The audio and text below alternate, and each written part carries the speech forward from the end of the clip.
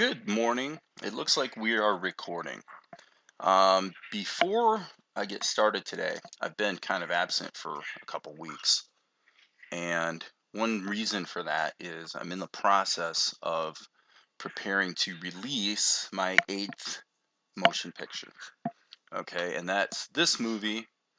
It's called Healed by Grace 2. It's a sequel to Healed by Grace, which was released in, I believe, 2011. Um, Gosh, that movie's been all over the world and quite successful. And so, anyway, I wrote and directed a sequel. It's my eighth movie, and we're in the process right now of testing the digital print for theatrical exhibition, which I'll be previewing it tonight. Sort of a last minute quality control check, and then I imagine within the next few weeks we'll be actually getting the theatrical run going. So that's been sort of keeping me a little bit busy. But you can learn more at blendedplanet.com or healedbygracemovie.com. So today, what I'm looking at doing is just a real practical, kind of a rotoscope thing. My thinking is that if we're going to do anime, we might as well save ourselves as much work as possible. Um, and the way I'm going to do that in this case is I'm actually taking a little clip from the last movie that I wrote and directed, which was called Clerical Errors. It was sort of an action comedy kind of thing.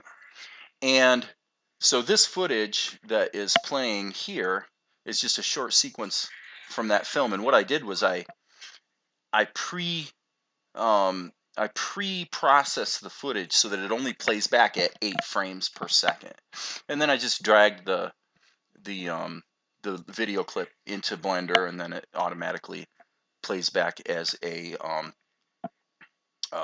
background image. So works out really well. So now what we're going to do is just in practical steps go ahead and turn this into some kind of animation. So the first thing I'm going to do is get my grease pencil going, and I'm just going to um,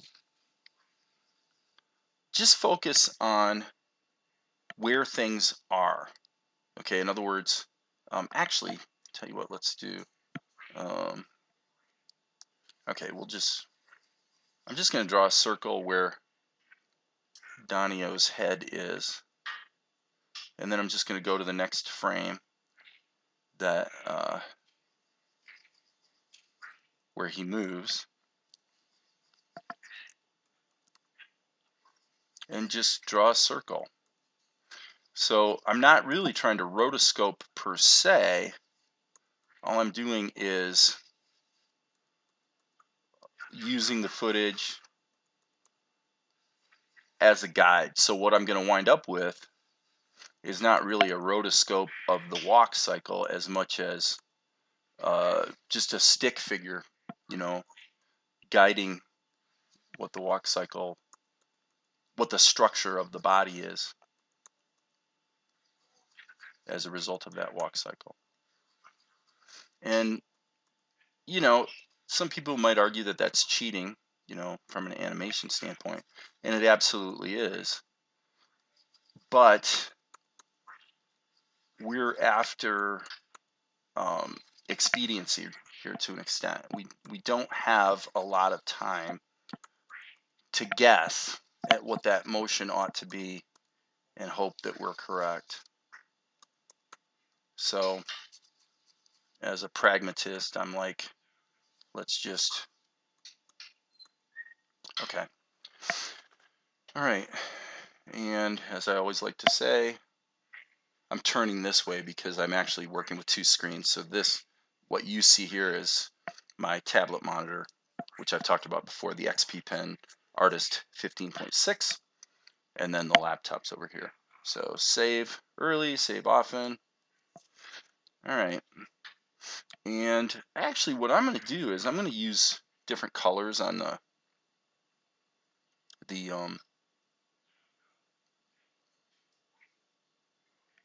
on the sketch to delineate different parts of the body, because invariably what I'm probably going to do is I'll probably have one grease pencil layer for the guy's head, because I can just animate that across the screen. He's not going to have, it's a wide shot, so it's not like we're going to be seeing any changes in expression or anything like that for the shot. So most of the mechanics of the walk are the part that'll have to be animated. So the head can be just drawn once is the idea there. Okay, so let's get back to the top here and grab this color, and let's see, I have to decide how I want to do this. Let's see, I'm going to just kind of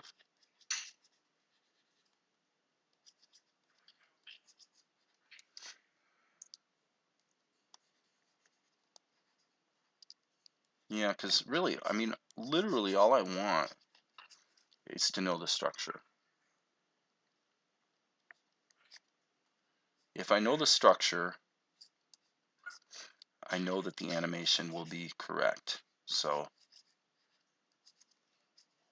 and again, you could argue that it's not necessarily going to look as um, what do we want to say, authentic as 100% hand-drawn anime, and that would be true. I don't care. I just literally don't care a bit. All I care about is how long is it going to take me to get a convincing walk cycle in place. And it's no more cheating than using a mirror. You know, if you use a mirror and look at yourself, then that's no different than using video, really. So we're going to go ahead and embrace Don's. I probably should say this footage is of the late Donnie L, who was in several films that I wrote and directed. And Clerical Errors was his first um, starring role. You know, he had sort of bit parts in other films. And for those who don't know, I mean, I am a filmmaker. I'm working on picture number 8 right now. And for the most part, these have been pretty low budget, faith and family type pictures. You know, I like to say that I've made 8 films and 3 that are pretty good. So, but I am excited about the new one that's coming out, Healed by Grace 2. It is again a sort of a chick flick horse movie, but it's a nice story. It's a real, um, it's funny. You know, there's some good funny moments, and it's a good story of restoration. It's about a family that has sort of been a father that's been estranged from his adult daughter, and what actually happens is the the father I'm referring to is actually a cantankerous horse trainer who was a fairly significant character in the original Healed by Grace. And so you just picture a cantankerous horse trainer. His name is Goff, and due to circumstances beyond his control, he winds up having to look after his 14-year-old granddaughter for 2 weeks, a granddaughter that just a short time earlier he didn't know he had. He was unaware of her. So it's kind of an odd couple tale, you might say. And yeah, it's fun. So we'll be releasing that in the theater in my area here, which is Fort Wayne, Indiana. When the original Healed by Grace showed in the theater here in town, it was, gosh, it played for 5 weeks. Long, long run. So hopefully the sequel will have a similar performance. But, you know, you never know. People kind of think that if you make films that you're, well, first and foremost, that you're rich. I'm not rich. Films can be an okay business for the most part. Um, not not great. I would have to say that if you really want to be successful as a filmmaker, you really, especially today, the good news today is that it's a really level playing field, and the technological barriers to entry are gone. The equipment to get good video footage and all that is so cheap that anyone can enter the marketplace and make a movie. That wasn't really true when I started. And in some ways, technically, we were a bit ahead of the curve. But didn't really know it. We were just trying to solve technical problems at the time. Um, Things like how do you take footage that's been shot in 60 interlaced frames per second and make it look convincingly like 24 film frames per second, just stuff like that. I mean, it's technical problem. Um, so with the advent of DSLR cameras, that sort of all changed. But so anyway, it's technically pretty easy to make a movie, but where most movies fall apart is number one, the script. It's not that easy to write a good script, you know, and I've written a lot of scripts over the years, and there's a lot of craft involved in really making a story that not only is going to hold up as a movie, but also that is a good script for your actors in the sense that they can read the script um, and really understand the characters that you've written. And I feel pretty fortunate on this last movie. It really seemed like all the actors really got their characters. They knew what I was after and were able to. I was able to capture what I saw in my head. And with lesser actors or a lot of times a budget film, maybe your actors are working for free and whoever you can find locally. And there's nothing wrong with that. I mean, it's a great way to start. Uh, but your casting can destroy a movie, even if you have a good script. The casting part is critically important. So I feel pretty good about the casting. And again, we are talking about a budget film. Um, I don't know if I should even say this, but distributors, I tell you the truth, distributors look at this picture and you can ask them, okay, what was the budget? What did it cost to make this film?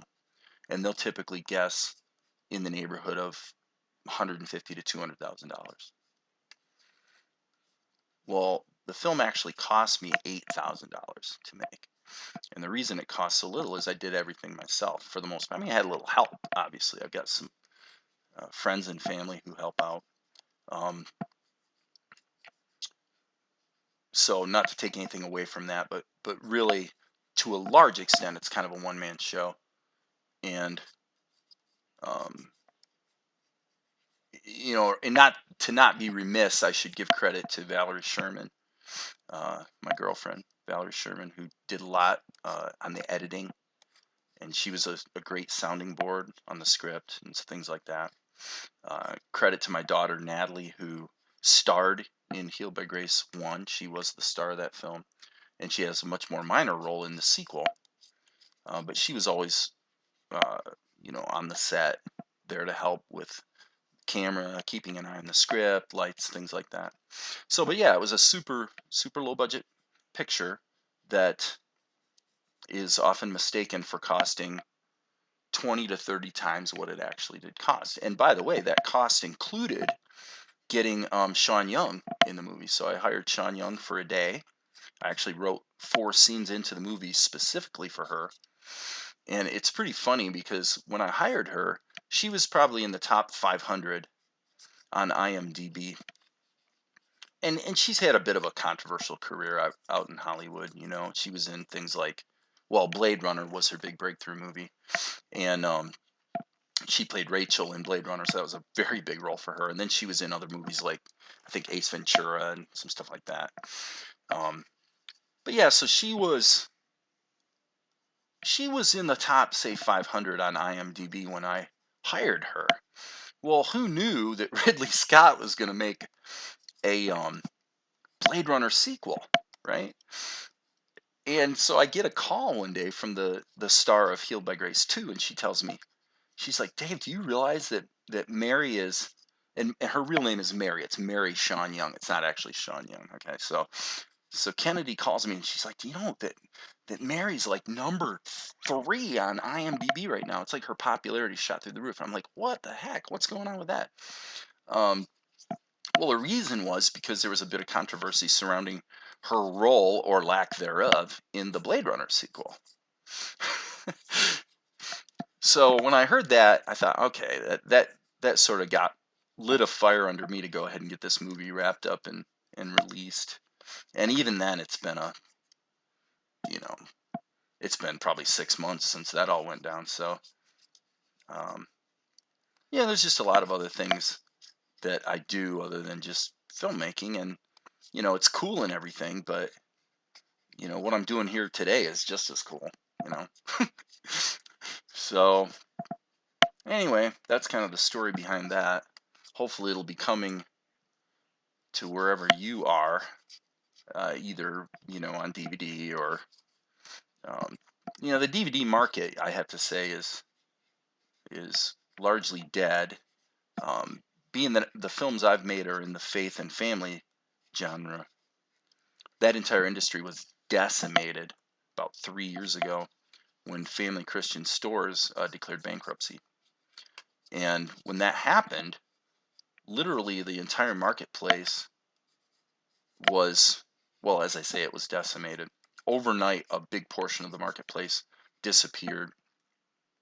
And so that's been kind of an unfortunate consequence. Um, but that's the way it is, man. The marketplace is changing, and the traditional retail uh, selling and buying environment just largely doesn't exist anymore, and that's okay. I mean, that needs to happen. By contrast, I just heard on a podcast today that, if I might get my numbers wrong here, but that um, last year the entire industry created less than 500 original scripted TV shows. The entire industry. This next year, again, unless my information is inaccurate, Netflix alone is going to fund 700 original scripted shows, and at a cost of $7 to $8 billion. So it's a good time to be a creator of media content, and that's why the next chapter in my life is would appear to be developing anime. Why? Just because it's fun, man. It's a cool thing to do, and I'm enjoying it. So it's the only criteria I need. Okay, so now I'm going to turn the background image off and go ahead and save my work. Save early, save often, and let's just look at it. Okay, not bad, not bad. So I'm actually thinking for today, maybe I'll stop there. I try not to get these videos going too long, but uh, I guess just to be nice, probably what I should do is lock that layer and draw my character in there one time. And maybe we'll move the head along as well.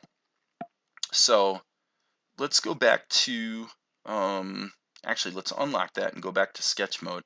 And what I'm going to do is just go to a different color, and let's take the blue pencil and make it really, really light. So I just want to see where the head is all. That's all I'm doing. Okay. And then what I'm going to do is use this color to sketch it in. And this is why I like Blender, is I can zoom right in here and get as much detail as I want. So I'm just going to go ahead and lay in the structure of this fella's head. I believe that in another video I was working on this same character. So he's wearing a turtleneck. He has kind of longish blonde hair and shades. The guy's wearing shades. So we're going to keep it really simple. And we don't necessarily need oodles of detail because, again, on screen, this guy's going to be like that size. I mean, he's going to be really, really small. So, all right, that's pretty much what I was after. All right, save that. Okay, so now, again, this is going to be, I'm not gonna change the head from frame to frame. So I think what I'll do is, let's go ahead and bake in the color for the head. The rest of it will color in Krita the way I've been doing most of the time. But for this, there's just not any need to why are we going to color 60 frames in Krita when we can actually just create it one time in Blender and have it be correct? So what I'm going to do is I'm going to jump right to my uh, let's call it the paint layer. Let's go to the paint layer. And again, as I like to say, save early, save often.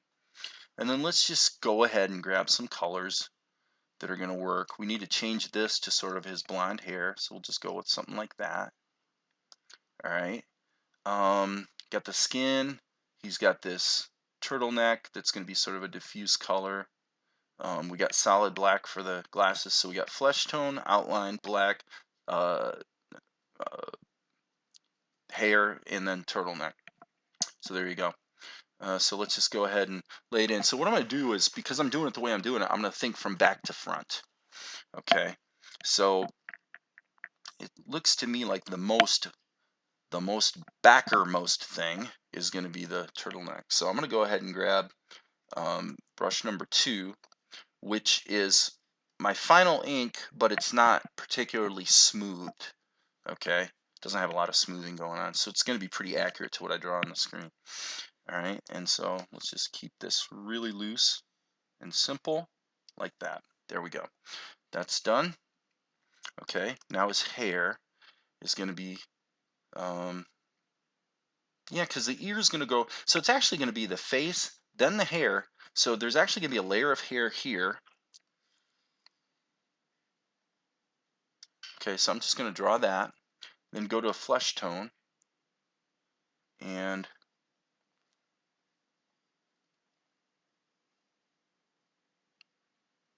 okay, and that is going to, that's not too bad. And then what I'm going to do is go ahead and put this in here.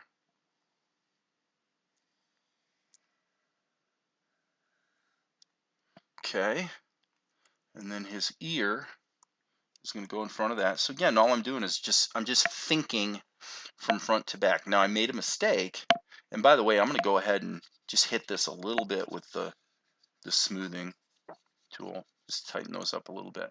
So the only thing I did wrong was his neck, and what I'm going to do is just go, I'm just going to draw a patch right there, and then page down until it's behind everything else where it needs to be. Okay, so now for simplicity, just temporarily, I'm going to go ahead and turn off my sketch layers. Okay, and it looks like, yeah, so black ink fill. I'm going to go ahead and zoom in here, and this is going to be,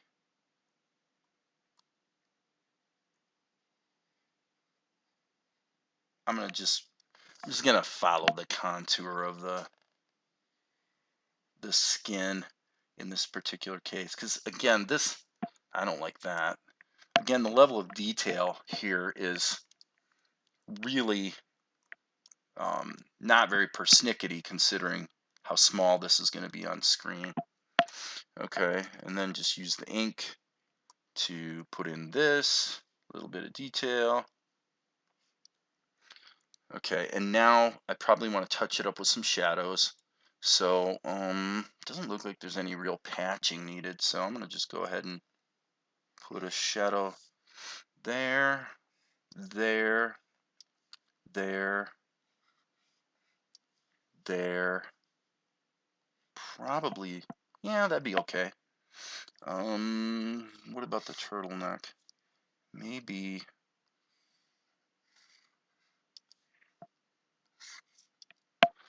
okay. I'm just gonna put a little, okay. All right, so now what I'm gonna do is I'm gonna go ahead and turn these guys back on. But now it's kind of cool that everything about that is in this one layer, okay? So for expediency's sake, what I'm gonna do is I'm gonna put the cursor right there, and remember, if I animate this by moving the grease pencil strokes, then I can't really have any interpolation. Now, you could argue that you don't really want interpolation. If you're going for 8 frames a second, you don't really want Blender to interpolate between every, frame at 24 frames a second. So what I'll ultimately do is change the keyframes to be, if I hit the T key here, you can see I'm going to change them to be constant so that it will have that jerkier 8 frames per second look. But just to control it all, I would rather take this entire head of hair and parent it to the empty, because then later if I wanted to add more detail or highlights in his hair or something like that, I could add them and it wouldn't be affected at all by the translation animation. It's just going to be controlled by the empty. So with that said, now I can turn this layer back on and I'm in object mode. So now I just, I think I'll just turn auto keying on just to make it easier. Actually, maybe not. Come to think of it, I only want to insert a location key. Okay. Now, I'm going to see what I can get away with.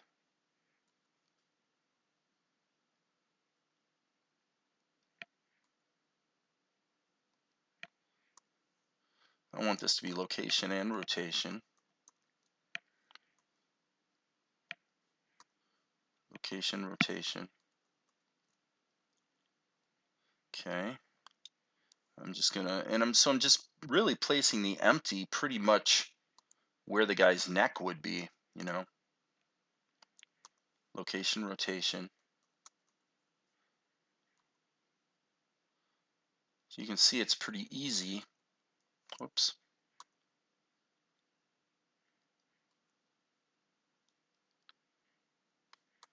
And obviously I'm deviating from the original rotoscope footage a little bit here. And I'm not keying it on every single frame. I'm gonna kind of let Blender decide to an extent. Now, if you're thinking ahead, you're probably thinking, well, wait a second, Dave. Aren't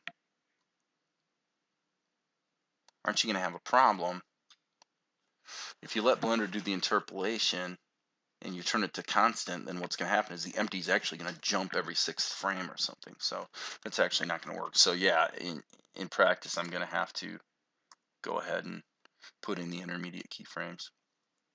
So that's fine, but this at least gets me in the zone.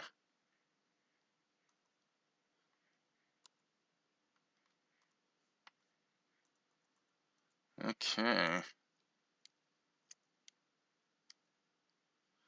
All right.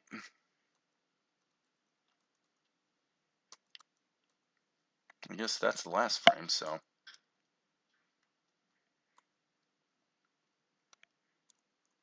I'm hitting the shift key so I have a little more control over the motion. So that'll be interesting to see how it, yeah, so you can see it floating around. Yeah, so we're going to have to go through and change this to dope sheet. And let's change this to constant interpolation. And you'll see the problem that I told you was going to happen. See, now the head keeps jumping. Okay.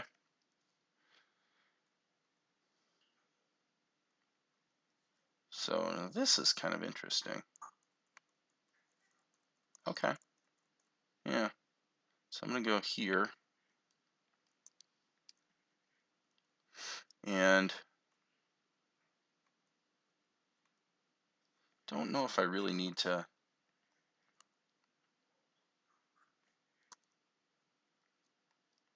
I don't know if I need to make you sit through all this, but you can see where it's going. So we'll go ahead and put in the other keyframes. And then maybe in another video, I'll go ahead and deal with his body. So I would say with that, that would be it for today.